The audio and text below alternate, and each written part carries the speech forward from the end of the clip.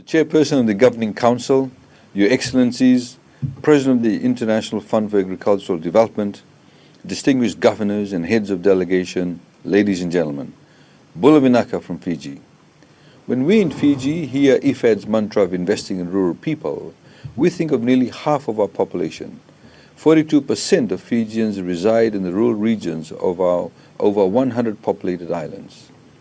Farming, fishing, and other nature-based livelihoods aren't just jobs for many of our people, they are ways of life. And with global freight costs skyrocketing and supply chains choking, rural economies and the food and jobs they provide have never been more vital for a secure and sustainable Fijian food system. Unfortunately, no group of people has done less to cause climate change, yet suffered more of its consequences than the rural population. The same can be said for small states. We often say that our nations are at the front line of climate change. Our rural communities are at the front line of the front line. Fiji has endured 14 cyclones since we signed the Paris Agreement, one of which, Cyclone Winston, was the strongest storm on record in our hemisphere. And whether it is cyclones, floods, droughts, the rising seas and soil salination, coral bleaching, or erratic weather patterns, residents of rural communities across our region are being forced to ask the most difficult questions imaginable.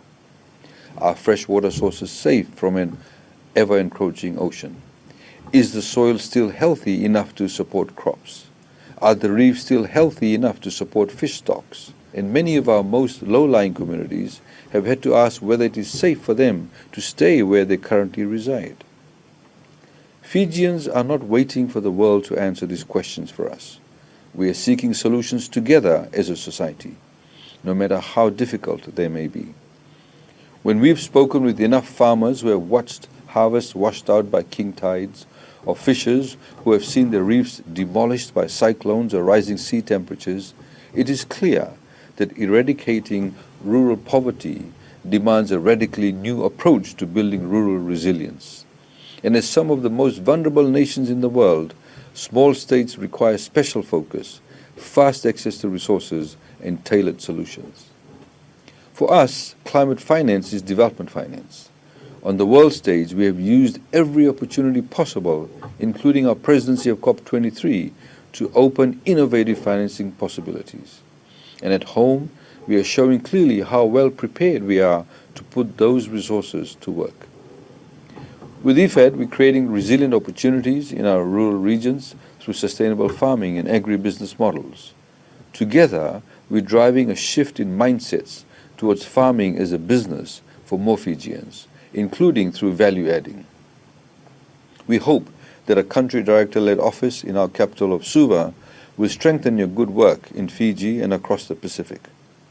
In 2020, despite enduring the worst economic crisis we've ever faced in COVID-19, Fiji's farmers set an export record for fresh and chilled produce, crossing the $100 million annual mark for the first time. We are also getting better at responding and adapting to climate impacts. We deploy fast-acting assistance for farmers in the aftermath of storms. We've pioneered a climate and disaster risk parametric microinsurance product for households and farmers as a model for the Pacific. We are relocating entire communities at risk from sea level rise.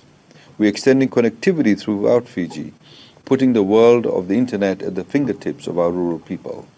And we are investing in sustainable and resilient nature-based livelihoods in the form of carbon trading, aquaculture, and the introduction of more climate-resilient crops. These investments in rural development and resilience pay dividends across the 2030 Agenda for Sustainable Development. It addresses gender equity by creating new livelihoods for women. It builds resilience through nature-based solutions, preserves ocean ecosystems, reduces poverty, and improves food and nutrition security, an issue of vital importance to combat the scourge of non-communicable diseases in Pacific Island countries. We want to do much more, and we can through new levels of cooperation. We hope that IFAD can help connect our rural communities with partners in the private sector and development organizations to invest in the rural population. Private sector partners, in particular, are critical to creating more inclusive value chains and bringing innovation and technology to bear for our rural development agenda. This session and the conversation it helps to start and carry forward are an excellent opportunity to share experiences, both good and bad, in creating rural development in a warming world. We've already lost 2 years of development progress to the pandemic on the way to 2030.